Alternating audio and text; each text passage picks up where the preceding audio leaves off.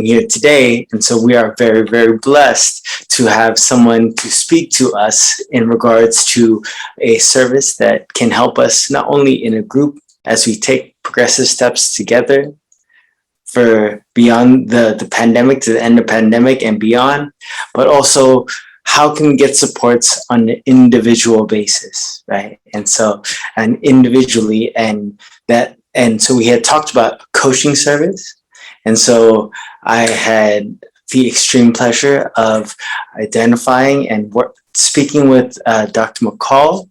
And so she has really pioneered, if you will, a different style of coaching that takes into account a lot of different aspects that we have been discussing. And so she melds a lot of different specialties that would be directly relevant to getting us from where we're at now to the next step to improve. So please join me, give a brain injury welcome for Dr. McCall and NSIGHT Me. Yeah. Hi, everyone. I truly thank you for having me, Daniel. I appreciate you for taking the time and making the introduction so I can, work in my passion. So I have a presentation today talking to you about stress, anxiety, panic, how these things impact us and impact our brain, and then a little bit about coaching versus therapy. So I'm going to be talking about some stress management today, and I have tailored this particularly for those that have any type of brain injuries, memory problems, and talking about how it affects the brain, for one, how it affects our bodies. And if you're already having problems with those particular areas of the brain, I have different techniques I use with my clients on how to cope and how to work past stress. So we're going to talk about some stress. We're going to talk about anxiety. We're going to talk about a little panic, pre and post-COVID. Just to, sometimes I find with the education of stress, anxiety, and panic, explain to people what is happening to your body. It kind of helps people understand a little bit better. Sometimes we can loosely use these terms and not fully understand how it impacts us. And a lot of times when we're stressed out, we don't think the rest of the world is stressed out, or others are stressed out, or if my problem is really stressful. So it is to show when you are having stress, when you're having anxiety, it is to explain it and normalize the situations, especially with pre-COVID and post-COVID. I've seen a lot of stress, anxiety, and panic really go through the roof for people, and they're just kind of feeling out of sorts. So hopefully some of this information helps you, or even if it helps a friend, a family member. I'm happy Daniel is recording it. So even if someone missed this opportunity today, or you have someone else you want to pass this on to, you can definitely do that. So first off, what is stress? And as I'm asking these questions, I want you to think about if you're stressed at this moment and what types of things are stressing you out. And then holding that during the presentation, because I'm going to talk to you about how you deal with your stress and these different strategies for dealing with stress. But we know with stress, it's in our environment. This can be perceived, meaning it's in my head and I think this is stressful and therefore it is, or it's an actual stressful event. It could be a loss of a job, a loss of a family member, a lot of pressure at work, injuries, sickness, those types of things are environmental. So always remember with stress, it can be in your mind. It may not even be real. You could even think this up and create the same response as if you are in an actual physical, stressful environment.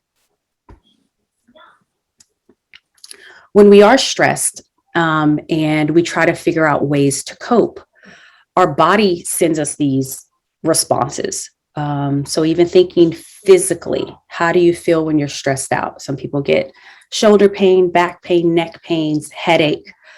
And this is our body's natural response, which stress elicits a coping response, meaning something kicks in and it makes our body say, whoa, I need to deal with this because now it's affecting me or it's impacting me physically.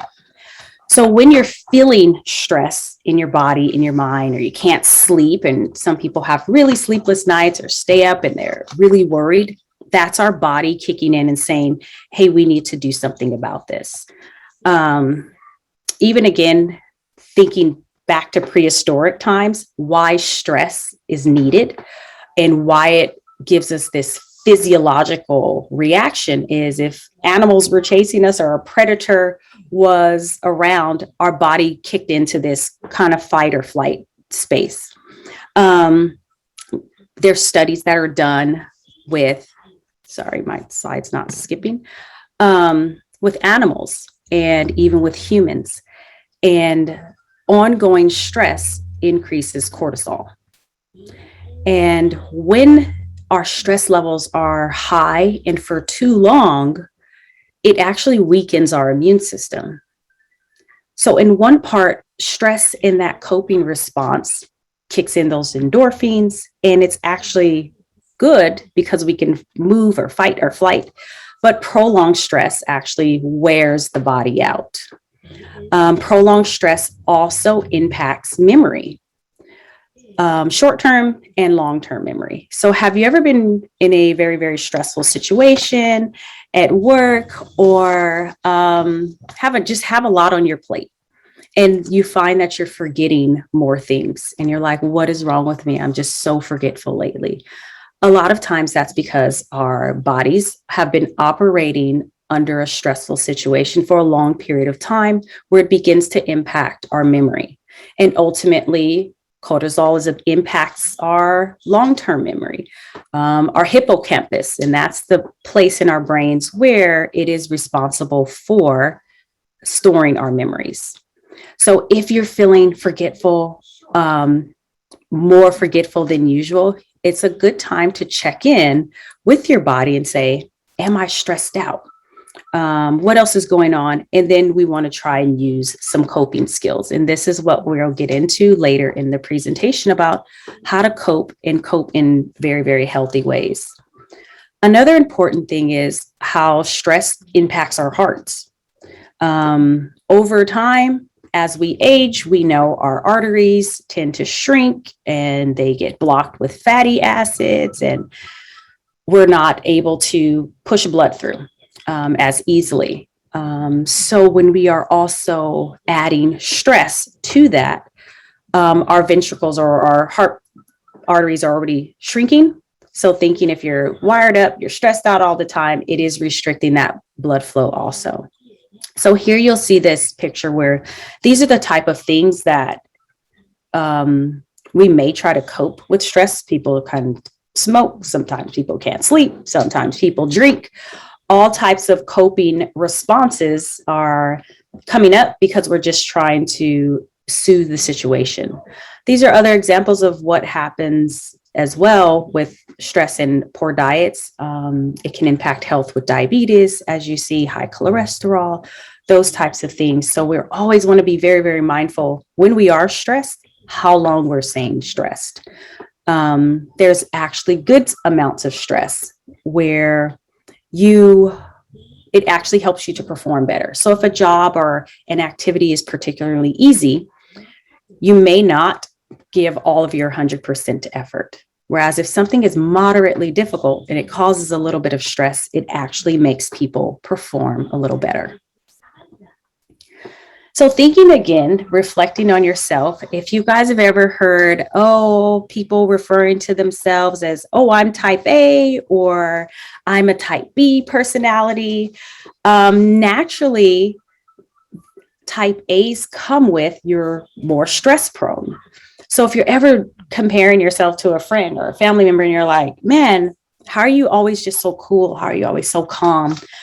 Or if you're vice versa, or you see the other person in your as a friend or a family member, and they're always kind of keyed up.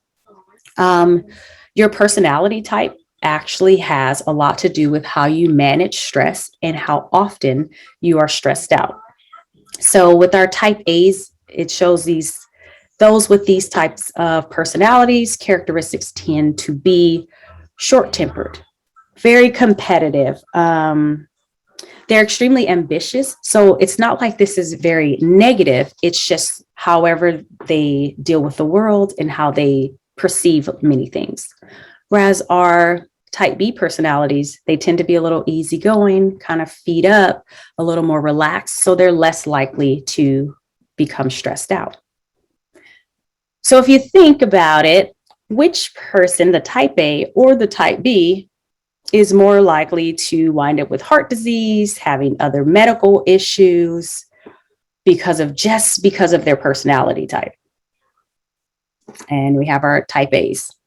Studies have been done on hostility and how these type A and type B's, how stress physically impacts their body. And naturally, those with hostile personalities, and this tends to fall in the type A categories, have higher rates of heart disease and even dying younger from heart problems due to ongoing stress. So again, when you're thinking about yourself and how you're handling problems, how you're handling stress, you're factoring in your personality and hostility. All these things can really, really severely impact your health outside of ongoing medical issues that you may have already.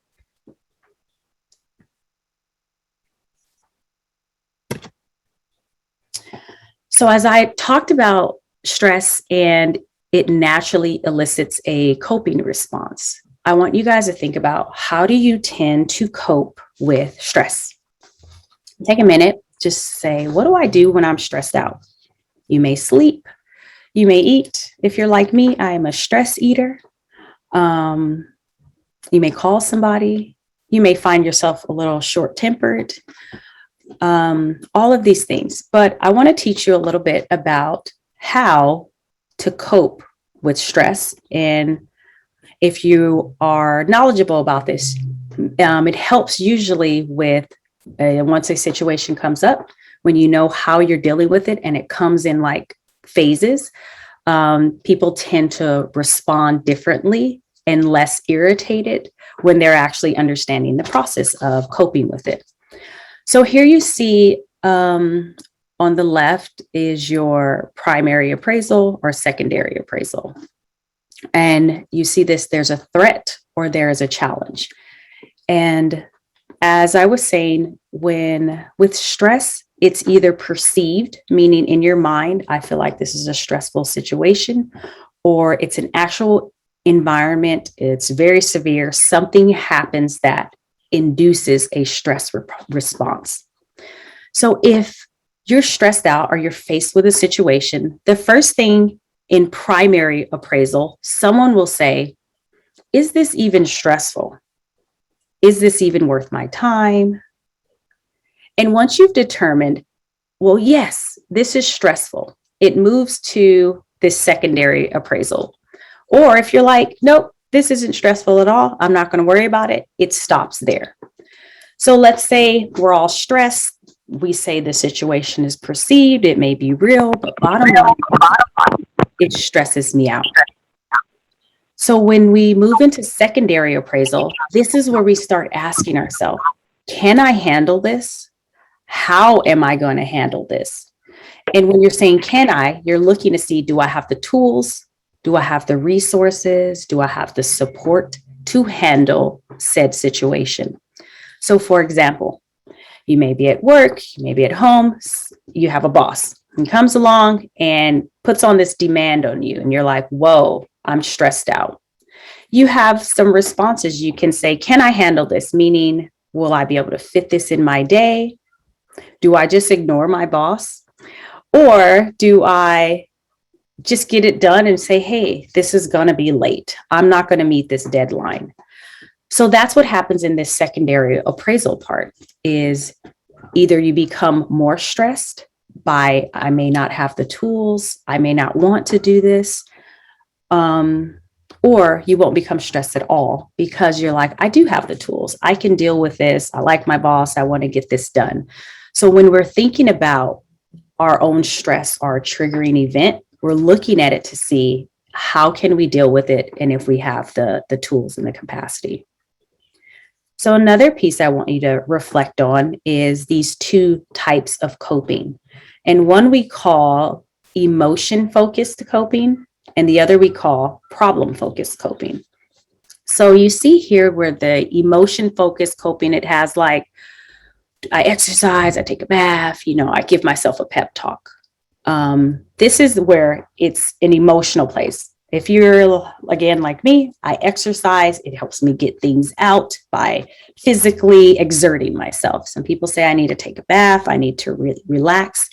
But emotion-focused coping sometimes helps us to avoid the stressor, and we minimize it by distancing ourselves from it. Another way of emotion-focused coping, people may eat and people may drink. Whereas you see problem-solving, problem-focused coping skills, someone is actually thinking about, okay, maybe I have a deadline, and instead of just completely avoiding it and going to sleep and taking a bath, I'm actually going to sit down and map out a better time schedule. I may ask someone for help. What we're trying to do with problem-focused coping is we're actually sitting down to assess the situation and really dig into it to try to find an actual solution versus stepping away from it and avoiding the emotion it may provoke or the physical response that the stressor may be eliciting for us.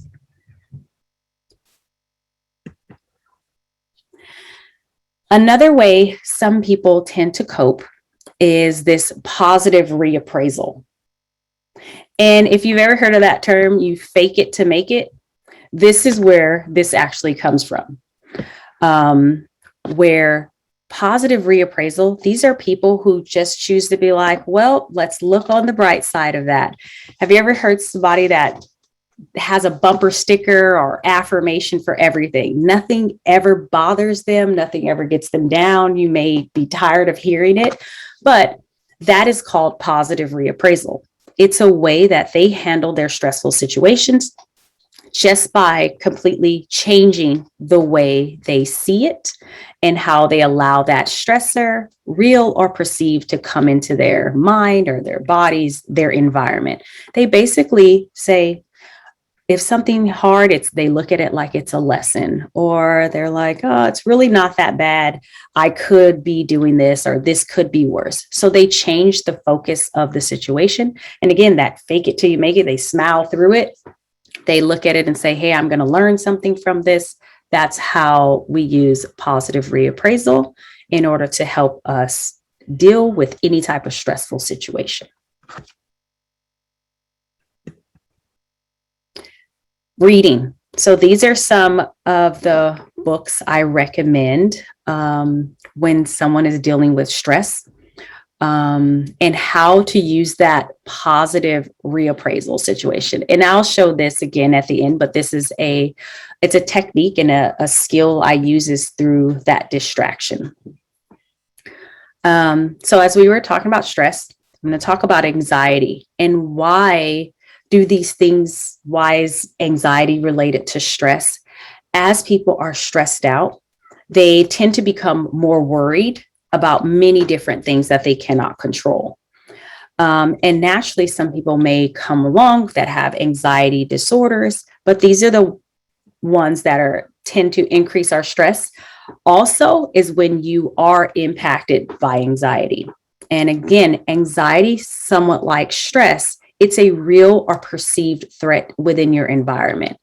When disorders start kicking in, that means you're possibly worried about things that you can't control, that you do control, but it's a lot of worry about multiple things. Whether those things are actually real is the big point of how we diagnose this here. And these are the various types of anxiety. So we have generalized, meaning I'm just constantly worried about a lot of things. And I've noticed also with any type of injuries and brain injuries, anxiety can tend to increase because the previous level of functioning is not there any longer. So a lot of the stability someone may have, they're seeing a lot of fears that come up for them. Panic starts to come up for them, as well as just generalized anxiety. So as I was saying, we have this DSM, which explains the criteria for you to meet with anxiety, before we're just saying, oh yeah, you're worried, and therefore you have anxiety. It is definitely particular criteria, timeframes, symptoms that we look for, in order to diagnose you with anxiety disorders. So again, as we talked about stress and how we cope and it being a real or perceived threat, anxiety can tend to develop because of biased thinking, learning, as well as genetics. So I have these two boxes here where you can see on each side, where what may seem normal and what may fall into the category of an anxiety disorder. So when we talk about biased thinking, that is in your mind where you are creating an environment. Learning could be whom we're around and how we tend to respond to stressful situations and respond to anxiety. So if you're around someone or grew up in a home where it's kind of high strung, a lot of anxiety, but not really learning how to actually cope with it, that's where we say your anxiety develops because of what you've learned. This is also passed down genetically. Women that are pregnant, or even again raising children, high stress spikes cortisol. Cortisol naturally goes to the baby. And again, in that time, within the womb, children are picking up that type of emotion. So this is where we're saying for generations, anxiety and stress can be passed down because, again, the environment may be one that's high strung with a lot less of ability to cope and just responding to situations.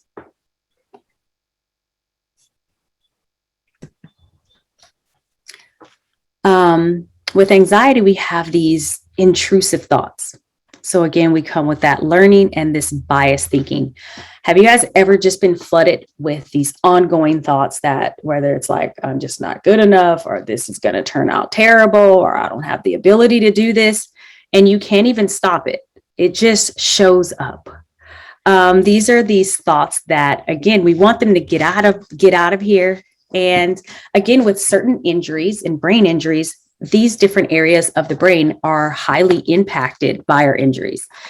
And again, if we have difficulties with memory, or and we're adding that on top of us with the stress, this is what tends to happen for us too. So we're like, how on earth can I stop these unwanted thoughts? How can I quiet them? This is where, again, the coping and coaching comes into play. So instead of having someone focus on what they're not good at, what I can't do, what is broken, I tend to help them focus on what is good, what is still working, and we change and shift our perspective to there. So again, we're using that positive reappraisal. We are using primary and secondary coping skills. And we're also using problem solving versus emotional coping. Not to say emotional coping is bad. They are all good for us sometimes, but it's just a way to shift. And this really impacts my clients that have brain injuries, is how to really turn these things off when there's these portions of the brain that may have been impacted by their injury. So it is possible. It does lead to distress, but it's a way to do it. So these are other areas of how I help. So how do you cope? I want you guys to think about it. What do you do when you are stressed out? What happens? And this is why coping is so important. So here, when treating anxiety, I'm always asking, where is it in your body? So I'm trying to connect this mind and body. Some people get headaches. Some people actually physically break out in hives.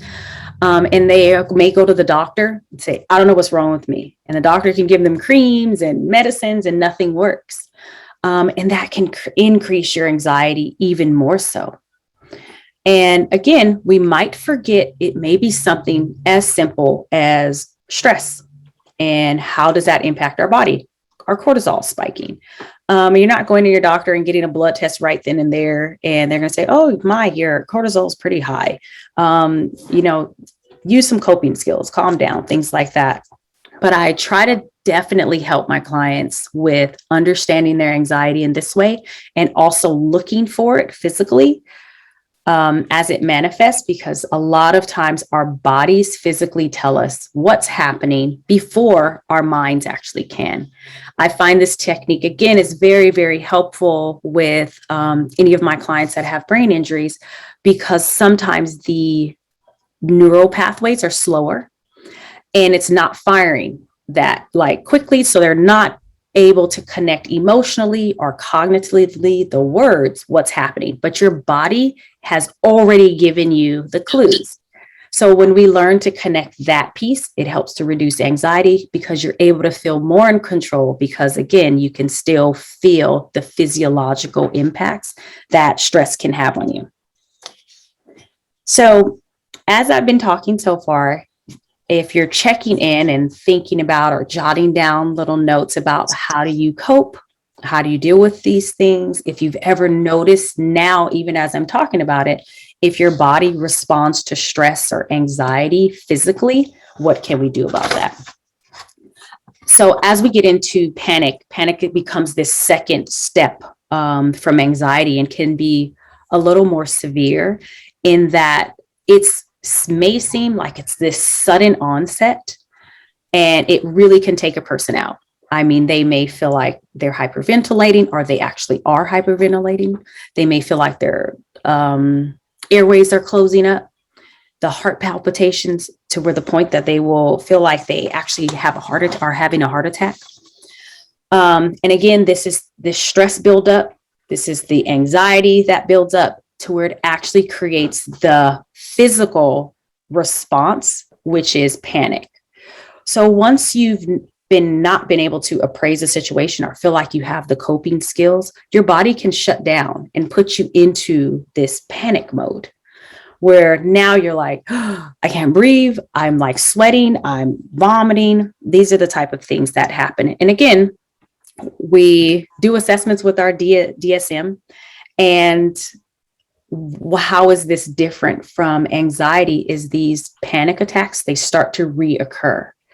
And the problem where it gets really tricky with panic is once you've had such a physical response that is so frightening and so terrifying, someone becomes extremely anxious and worried about this happening again, because it's this fear of losing control. And if anyone has ever had a panic attack or anything similar, I know you absolutely know what I mean, and how this is the most terrifying thing. And your main thought that pop up is, oh my gosh, what if that happens again? And panic is what I see, what keeps people from actually going outside and really trying to work through and cope with stress and cope with anxiety, because they're very concerned about having another panic attack and feeling helpless. So here with coping and using CBT. This is one of the techniques. If you've ever heard of cognitive behavior therapy, I'm sure all of you have. This is what we use, a model. And I definitely use this model also, where the thought happens, a behavior happens, an emotion. And you see how the triangle, it can go either way. You can have a thought, you can have an emotion, and it creates a behavior. And this is what we call this cognitive triad or triangle. Again, remembering how all of this starts is something happens that's perceived, real, or imagined. And it can produce an emotion, or it can produce a behavior first. We can either run away with our emotion coping kind of techniques and drink or sleep or eat, or we may hyperventilate. We may get sad. We may become hostile. This is that triad. So what do I do with this stuff? I definitely show that model and tend to help people to break down the process, that it doesn't happen just that fast. We start talking about our thoughts. What do we think about that thought? What is it bringing up for us? And then pulling in the emotion and the behavior. So with pre and post COVID, what we've been seeing in research wise is if you've ever dealt with any stress, anxiety, or panic prior to COVID, you had your kind of level. And if any of you guys have been dealing with this, and just think to yourself, you don't have to answer this, but post COVID, have you noticed if any of your symptoms have increased or become more frequent? And if that's like, yeah, I feel a little more stressed out, I'm feeling a little more anxious, you're absolutely not alone, because that's what studies are actually showing is the increased isolation. That's not good. We're not monks. And even they had to be trained in order to be isolated. It's just not normal. So when we're isolated, that increases worry, that increases fear, that increases depression, that increases anxiety. So a lot of this is just because of our environment, and the quick shutdown increased these symptoms. So not necessarily saying anything is wrong with you, but it is that environment and that situation. A lot of my clients, I'm finding out, they're like, I just feel more anxious, I feel more irritable, blah, blah, blah, blah, blah. And I'm telling them, well, it's because you're home. And all of our coping skills that we used to not even look at were ways to cope, say even driving and being in traffic. You were leaving your house, going to the grocery store. Your day-to-day errands were ways to cope with your environment. You can actually go outside. Whereas going outside now provoked another sense of anxiety. It wasn't safe any longer. I can get sick. I can become in contact with somebody. And if you already have pre-existing medical conditions, this really, heightened a stress response and anxiety for people. So if you found that your symptoms have increased and you're like, what is going on? Nothing is working for me anymore. It is because our environments have changed. So we've had to change the way we cope and learn new ways. And again, this is where I'm coaching and working with people on how to change their environment to where it's something that is new, and finding different ways to cope. So what I also talk about is this, what's called a buffering hypothesis. And again, when we talk about stress, it's any perceived event. It can be a severe stressor, real or not, or something again in our mind. So we have this happen to us. And this is the idea where when you have your support system, this is one of the biggest pieces I think people look over in how to manage stress. So our buffering hypothesis says what's between us and our well-being is our support systems, our ability to cope. A lot of times we do not want to ask for help. We assume people have their own situations, they have their own stressors, but the top way people cope with anxiety, with stress, with depression is when they do have a solid support system for them to go through. So again, this hypothesis is where you have someone or you have a support system like this group is phenomenal. Having some place to go each and every week where you can give feedback, you can receive, like you were saying, and you're amongst people that understand, it feels safe. That is one of the biggest places where you can reduce stress. And sometimes coming to your safe place in your group, it may even make you feel more stressed. But the subconscious place where it lands is, when something's going on, I can come back to this place where I'm understood, where there's empathy, where I can listen, where I can learn and get feedback. That actually helps with your overall well-being. So continue to build your support systems, continue to engage in different groups, even if it's not particularly one that is focused on TBI. If you have any other type of support groups, even if it's a hobby, that's where it's being involved in groups. So that's another way to healthy distract yourself and using your different coping responses is by other areas. You're creating little pods of places for you to go. So as I wrap here, We'll talk about what is coaching. And I know people may hear it's like, is it like an athlete? Like, is it like sport coaching? I find, yeah, it's like the emotional coach. Anybody ever play any type of sports? You know, your coach has done this. They, right. They may have played before, things like that. Went to the high school you went to, where it was on the team there. So, coaching again, it's a different professional that helps in a different touch in helping you gain whatever, if it's a skill, if it's to stay focused. You can find a coach that is tailored particularly to what you're trying to do. So for instance, say I have a goal and I need to write a manuscript, and someone that's written a manuscript before may coach me and tell me how to break it up, how to get through it, what happens if I hit writer's block. That's what the coaches do. It definitely helps to aid you in enhancing a skill that you already have, so you meet your deadlines. Coaching in regards to therapy, how I use it now, is the same way. There's still emotional places where people need extra help and extra assistance that I have found in the traditional therapy setting, where you're coming into my office and you're sitting on my couch. I have found that has provoked so much stress and anxiety for somebody. I'm so busy getting past that barrier, I never even get to the problem by the time our 50 minutes is up. So we have therapists, and then we have coaches.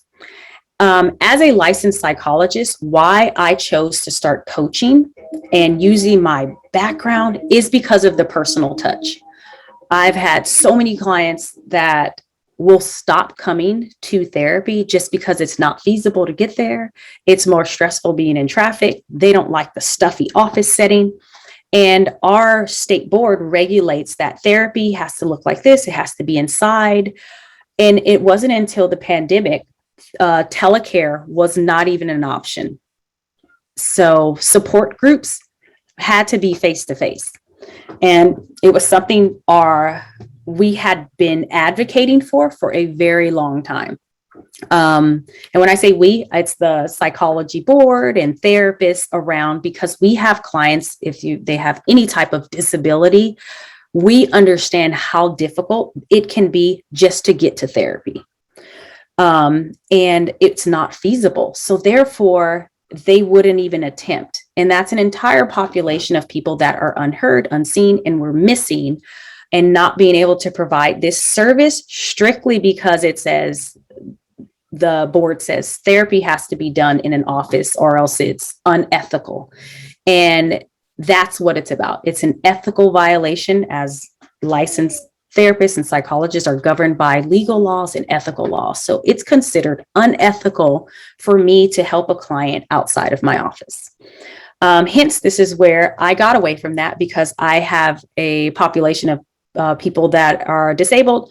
They're older adults in hospitals, Alzheimer's, they're confined to their homes. And I'm like, there's just no way in the world they can come to me. So how can I see this? And it kind of started off with family and friends like, hey, can you go by my grandma's house and just kind of talk to her? And I'm like, okay, I'm going to officially take my therapy hat off. So I'm, not going to get in trouble by my board by helping somebody. And this is where I was like, oh my gosh, there's such a gap. It's terrible. Why can't I help this person? So I created a coaching business. And I tell people, hey, I am a licensed psychologist, but when I coach you, you are getting all of the background of my license, my 3,000 hours of experience, all these things. But the fact that I can come and walk the beach with you and talk to you, I can sit down if you want to have tea and talk about your day. It matches for a lot of people in that regard, whereas I am not allowed to do that as practicing as a licensed psychologist. So these are what the differences are. So when somebody's like, what is a coach versus what is a therapist? One is regulated by a state board, whereas coaches, if you Google coaching or someone says I'm a life coach, they may or may not have background in mental health or any type of schooling. Whereas if you get a therapist, the minimum is a master's degree. Again, therapists are governed by state boards. So we have CEUs, we have to continue. That's our continuing education. We have 3,000 hours of supervised training. We actually have to pass this most grueling, excruciating test.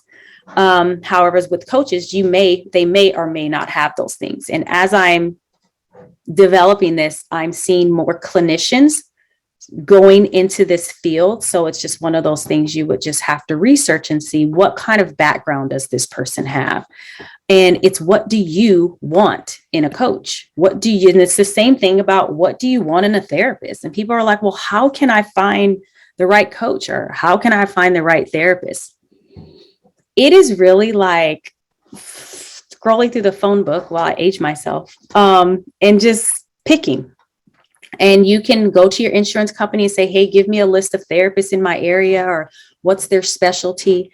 But if you've ever been in therapy or have tried to seek some kind of counseling and you get there and you're like, this just isn't right, it can completely turn you off. But it's finding that person you do build rapport with.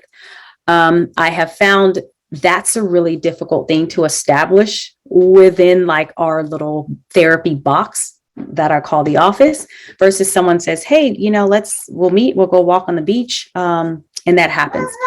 I can, as a coach, go to someone's home if they want me there, because they feel better sitting in their own space, in their own backyard. I have clients with children and they're like, they do not act like this outside of the house. You have to see my environment, where I can help them make changes in their environment right then and there to improve, their livelihood, the children, their family, the system, whatever it is. So these are some things that come up where people are always asking, well, how do I find this?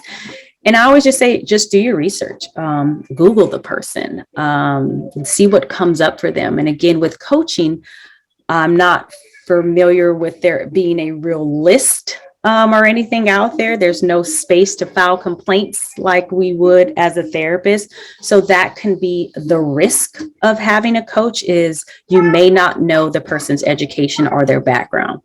Why I feel comfortable with coaching is because I know I have this background. I know I have the degrees. I can send them my resume. They can Google me, all these things that I know I am giving this quality service. And that's the same thing I would say if you choose to have a coach or if you choose to have a therapist. Those are the places where it looks different. That's where I'm ending today. So if you guys have questions, think of them, or you want to talk about anything, I do these Tuesday night community drop-in groups where I just have people come in. I find education is the biggest key to working through any type of mental illness, any issue. The education I was given by going to school, your average person does not have that. And there isn't a space where you can just come in and ask a simple question like, is this normal?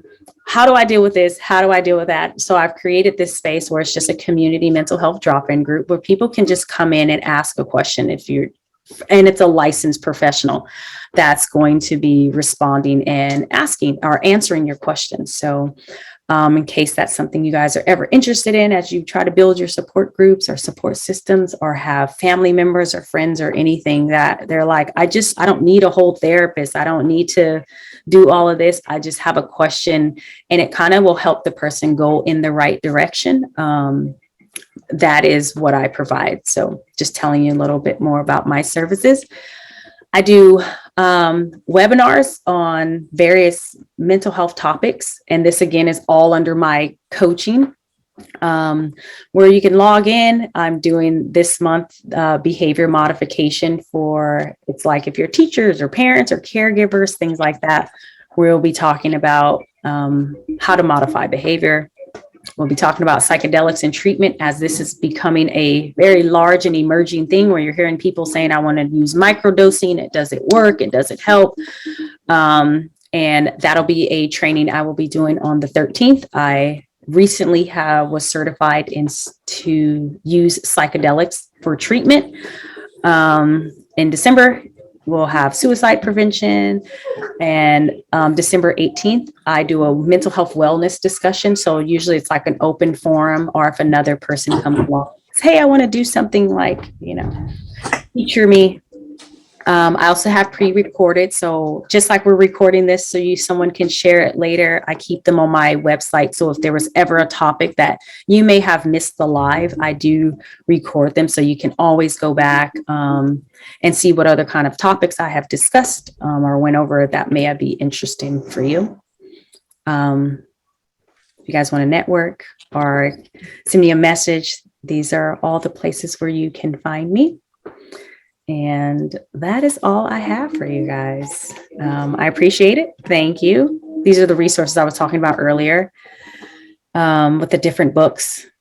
The other one you didn't see, it's a 7-day journal to a more meaningful life. If somebody was trying to jumpstart different ways, that's the only other one that I have there. And time for our Q&A. If you guys have anything for me, I will be absolutely happy to. Perfect. And so a number of things. Thank you so much, Dr. McCall. And I'm like, did I make it in my time? I didn't even look. Oh yeah, you got like 10, 15 minutes to spare, so it's all good. But yeah, thank you so much for that. And so please give a round of applause for Dr. McCall. Yeah, great. And so really so much of what you're talking about is like that individual building that support system. And so sometimes the traditional therapists for non-traditional conditions or non-traditional help, then you need to consider non-traditional assistance. And so thank you very much for your presentation.